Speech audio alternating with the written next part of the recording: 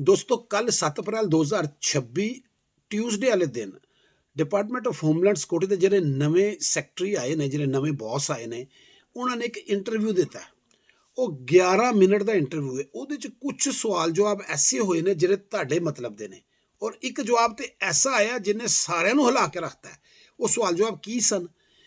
ਉਹ ਸਾਰਾ ਕੁਝ ਮੈਂ ਤੁਹਾਨੂੰ ਇਸ ਵੀਡੀਓ 'ਚ ਦੱਸਣਾ ਹੈ ਚੈਨਲ ਨੂੰ ਪਲੀਜ਼ ਸਬਸਕ੍ਰਾਈਬ ਕਰ ਲਓ ਵੀਡੀਓ ਨੂੰ ਆਖਰ ਤੱਕ ਦੇਖੋ ਔਰ ਕੋਈ ਇੰਪ੍ਰੈਸ਼ਨ ਛੱਡ ਜਾਣਾ ਲਾਈਕ ਸ਼ੇਅਰ ਦਾ ਜਾਂ ਕਮੈਂਟਸ ਦਾ ਪਹਿਲਾ ਸਵਾਲ ਹੋਇਆ ਕਿ ਜੀ ਤੁਸੀਂ ਤੇ ਕਿਹਾ ਸੀ ਕਿ ਅਸੀਂ ਸਿਰਫ ਆਪਣੇ ਕ੍ਰਿਮੀਨਲ ਕੱਢਣੇ ਨੇ ਤੁਸੀਂ ਤਾਂ ਸਾਰਿਆਂ ਨੂੰ ਕੱਢਣਾ ਸ਼ੁਰੂ ਹੋ ਗਏ ਹੋ ਉਹਨਾਂ ਕਿਹਾ ਜੀ ਹਾਂ ਕ੍ਰਿਮੀਨਲ ਵੀ ਕੱਢਾਂਗੇ ਨਾਲ ਅਸੀਂ ਕੱਢ ਰਹੇ ਹਾਂ ਜਾਂ ਕੱਢਾਂਗੇ ਉਹ ਲੋਕ ਜਿਨ੍ਹਾਂ ਨੂੰ ਰਿਮੂਵਲ 'ਚ ਪਾਤਾ ਗਿਆ ਅਸਾਈਲਮ ਉਹਨਾਂ ਦਾ ਡਿਕਲਾਈਨ ਹੋ ਗਿਆ ਰਿਮੂਵਲ 'ਚ ਨੇ ਉਹਨਾਂ ਨੂੰ ਮੈਂ ਕੱਢਾਂਗਾ ਉਹ ਲੋਕ ਜਿਨ੍ਹਾਂ ਦਾ ਅਸਾਈਲਮ ਦੀ ਸਿਚੁਏਸ਼ਨ ਚੇਂਜ ਹੋ ਗਈ ਹੈ ਜਿਸ ਬੇਸ ਤੇ ਉਹਨਾਂ ਨੇ ਅਸਾਈਲਮ ਅਪਲਾਈ ਕੀਤਾ ਸੀ ਲੇਕਿਨ ਉਹ ਬੇਸ ਨਹੀਂ ਰਹੀ ਹੁਣ ਤੇ ਉਹਨਾਂ ਨੂੰ ਮੈਂ ਉਹਨਾਂ ਦੇ ਮੁਲਕਾਂ 'ਚ ਸਿਚੁਏਸ਼ਨ ਚੇਂਜ ਹੋ ਗਈ ਹੈ ਜਾਂ ਉਹਨਾਂ ਦੀ ਜ਼ਾਤੀ ਮਸਲੇ ਚੇਂਜ ਹੋ ਗਏ ਨੇ ਉਹਨਾਂ ਨੂੰ ਰਿਮੂਵ ਕਰਾਂਗਾ ਤੀਸਰਾ ਉਹ ਲੋਕ ਜਿਹੜੇ ਅਸਾਈਲਮ ਹੀਅਰਿੰਗ ਤੇ ਆਂਦੇ ਹੀ ਨਹੀਂ ਉਹਨਾਂ ਨੂੰ ਵੀ ਮੈਂ ਰਿਮੂਵ ਕਰਾਂਗਾ ਇਹ ਸਾਡਾ ਪਲਾਨ ਹੈ ਪਹਿਲੇ ਵੀ ਇੰਜ ਹੋ ਰਿਹਾ ਹੁਣ ਵੀ ਇੰਜ ਕਰਾਂਗੇ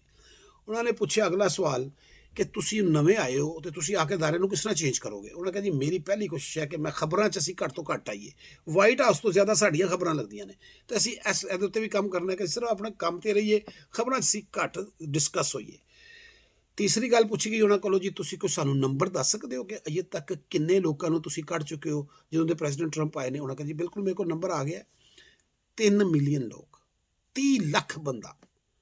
ਉਹਦੇ 'ਚ ਉਹਨਾਂ ਕਹਿੰਦੇ ਜੀ ਸੈਲਫ ਡਿਪੋਰਟ ਵਾਲੇ ਵੀ ਨੇ ਜਿਨ੍ਹਾਂ ਨੂੰ ਅਸੀਂ ਪੈਸੇ ਦਿੰਦੇ ਹਾਂ ਔਰ ਉਹ $2600 ਜਿਹੜਾ ਹੈਗਾ ਔਰ ਟਿਕਟ ਦਿੰਦੇ ਹਾਂ ਉਹ ਜਾਂਦੇ ਨੇ ਬਹੁਤ ਸਾਰੇ ਲੋਕਾਂ ਨੇ ਆਪਣੇ ਆਪ ਨੂੰ ਖੁਦ ਡਿਪੋਰਟ ਕੀਤਾ ਹੈ ਬਹੁਤ ਸਾਰਿਆਂ ਨੂੰ ਅਸੀਂ ਕੀਤਾ ਤੇ 3 ਮਿਲੀਅਨ ਫਿਗਰ ਹੈ ਇਸ ਟਾਈਮ ਨਾਲ ਉਹਨਾਂ ਨੇ ਅਗਲੀ ਗੱਲ ਇਹ ਕੀਤੀ ਕਿ ਮੈਂ ਉਹ ਸਾਰੇ ਕੰਮ ਕਰਨੇ ਨੇ ਜਿਹੜੇ ਮੈਨੂੰ ਕਾਂਗਰਸ ਨੇ ਕਹਿਣੇ ਨੇ ਹੁਣ ਅਗਲਾ ਸਵਾਲ ਆ ਰਿਹਾ ਜਿਹਨੇ ਸਭ ਨੂੰ ਹਿਲਾਇਆ ਅਗਲਾ ਸਵਾਲ ਉਹਨਾਂ ਕੋਲ ਹੋਇਆ ਕਿ ਜੀ ਸੈਂਚੁਰੀ ਸਿਟੀ ਜਿਹੜੇ ਨੇ ਅਗਰ ਉਹ ਤੁਹਾਡੇ ਨਾਲ ਤਾਵਨ ਨਹੀਂ ਕਰਨਗੇ ਇਸ ਦੇ ਨਾਲ ਤਾਵਨ ਨਹੀਂ ਕਰਨਗੇ ਤੁਸੀਂ ਕੀ ਕਰੋਗੇ ਉਹ ਸੈਂਚੁਰੀ ਸਿਟੀ ਕਿਹੜੇ ਨੇ ਉਹ ਸ਼ਹਿਰ ਜਿੱਥੇ ਲੋਕਲ ਗੌਰਮੈਂਟ ਫੈਡਰਲ ਗੌਰਮੈਂਟ ਨਾਲ ਉਸ ਨਾਲ ਤਾਵਨ ਨਹੀਂ ਕਰਦੀ ਜਿਸ ਨਾਲ ਦੂਜੀਆਂ ਸਟੇਟਾਂ ਜਾਂ ਸ਼ਹਿਰਾਂ 'ਚ ਹੁੰਦਾ ਹੈ ਉਹ ਆਪਣੇ ਤਰੀਕੇ ਨਾਲ ਕੰਮ ਕਰਦੇ ਨੇ ਉਹਨਾਂ ਦੀ ਪੁਲਿਸ ਵੀ ਆਈਸ ਵਗੈਰਾ ਦੇ ਨਾਲ ਉਸ ਨਾਲ ਕੰਮ ਨਹੀਂ ਕਰਦੀ ਉਹਨਾਂ ਦੇ ਆਪਣਾ ਕੁਝ ਵੈਲਫੇਅਰ ਦੇ ਨਿਜ਼ਾਮ ਵੀ ਡਿਫਰੈਂਟ ਹੁੰਦੇ ਨੇ ਆਪਣੇ ਪ੍ਰੋਗਰਾਮ ਹੁੰਦੇ ਨੇ ਔਰ ਉੱਥੇ ਇਮੀਗ੍ਰੈਂਟਸ ਜ਼ਿਆਦਾ ਹੁੰਦੇ ਨੇ ਔਰ ਇਮੀਗ੍ਰੈਂਟਸ ਨੂੰ ਜ਼ਿਆਦਾ ਬੈਨੀਫਿਟ ਮਿਲਦਾ ਹੈ ਇਹ ਨਹੀਂ ਕਿ ਉੱਥੇ ਇਲੀਗਲ ਹੀ ਰਹਿੰਦੇ ਨੇ ਉੱਥੇ ਇਲੀਗਲ ਨੂੰ ਵੀ ਫੜਦੇ ਨੇ ਉਹ ਆਪਣੇ ਤਰੀਕੇ ਨਾਲ ਫੜਦੇ ਨੇ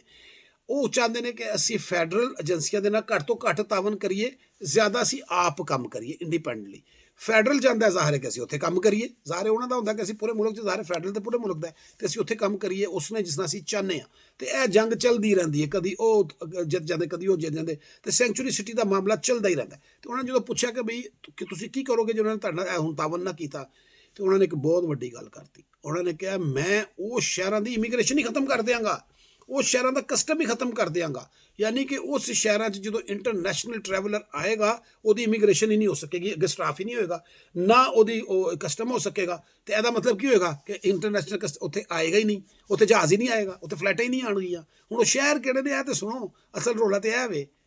ਨਿਊਯਾਰਕ ਬੋਸਟਨ ਸ਼ਿਕਾਗੋ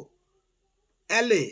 ਸੈਨ ਫਰਾਂਸਿਸਕੋ ਇਹ ਕੁਛ ਮੈਂ ਤੁਹਾਨੂੰ ਦੱਸੇ ਨੇ ਹੋਰ ਵੀ ਹੈਗੇ ਨੇ ਇਹ ਉਹਨਾਂ ਦੇ ਜ਼ਰਾ ਏਅਰਪੋਰਟ ਤੋਂ ਦੱਸੋ JFK ਦੇ ਉੱਤੇ ਅਗਰ ਇਮੀਗ੍ਰੇਸ਼ਨ ਨਹੀਂ ਹੋ ਰਹੀ ਇੰਟਰਨੈਸ਼ਨਲ ਫਲਾਈਟਾਂ ਨਹੀਂ ਆ ਰਹੀਆਂ ਉਹ ਹੇਅਰ ਸ਼ਿਕਾਗੋ ਦੇ ਉੱਤੇ ਇੰਟਰਨੈਸ਼ਨਲ ਫਲਾਈਟਾਂ ਨਾ ਆਉਣ ਤੇ ਕੀ ਬਣੇਗਾ ਉਹ ਤੇ ਏਅਰਪੋਰਟ ਹੀ ਫਾਰਗ ਹੋ ਗਏ ਸਾਰੇ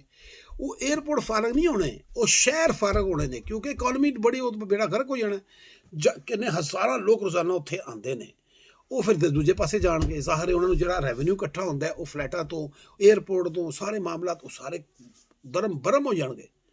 ਤੇ ਲੋਕ ਫਿਰ ਉਹਦੇ ਨਾਲ ਇੱਕ ਹੋਰ ਲੋਕਾਂ ਦਾ ਨੁਕਸਾਨ ਹੋਣਾ ਹੈ ਸਪੈਸ਼ਲੀ ਇਮੀਗ੍ਰੈਂਟ ਕਿਉਂਕਿ ਰਹਿੰਦੀ ਹੈ ਵੱਡੇ ਸ਼ਹਿਰਾਂ 'ਚ ਨੇ ਉਹ ਰੁੱਲ ਜਾਣਗੇ ਵਿਚਾਰੇ ਫਿਰ ਕਿਸੇ ਹੋਰ ਜਗ੍ਹਾ 'ਤੇ ਆਉਣਗੇ ਫਿਰ ਲੋਕਲ ਫਲੈਟਾਂ ਲੈ ਕੇ ਜਾਣਗੇ ਮਸਲੇ ਮਸਾਇਲ ਸ਼ੁਰੂ ਹੋ ਜਾਣਗੇ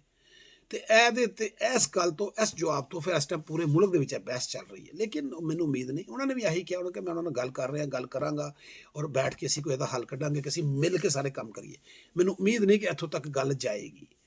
ਤੇ ਇਹ ਉਹਨਾਂ ਨੇ ਜਵਾਬ ਦਿੱਤੇ ਨੇ ਜਨਾਬ ਤੇ ਅੱਛੇ ਇਨਸਾਨ ਨੇ ਅੱਛੀਆਂ ਗੱਲਾਂ ਉਹਨਾਂ ਨੇ ਕੀਤੀਆਂ ਨੇ ਔਰ ਲੱਗ ਰਿਹਾ ਕਿ ਅਦਾਰੇ ਵਾਸਤੇ ਵੀ ਬੜੇ ਅੱਛੇ ਹੋਣਗੇ